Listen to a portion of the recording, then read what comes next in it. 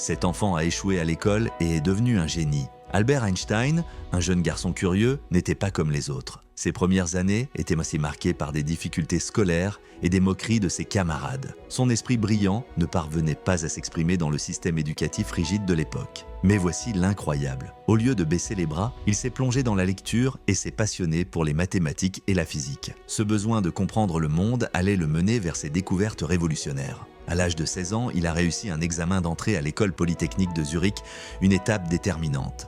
Mais une autre surprise attendait. Malgré son succès académique, Einstein a traversé des années d'angoisse professionnelle avant de décrocher un emploi à l'Office des brevets en Suisse. À cette période délicate, il a concocté une théorie révolutionnaire. En 1905, il publie 4 articles scientifiques en un an, y compris sa théorie de la relativité. Ses travaux redéfinissent les lois de la physique.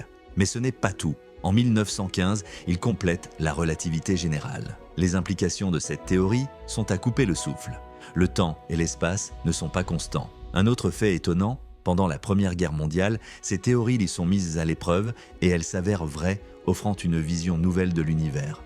Et enfin, justement, une révélation choc. En 1921, il reçoit le prix Nobel de physique, mais pas pour la relativité.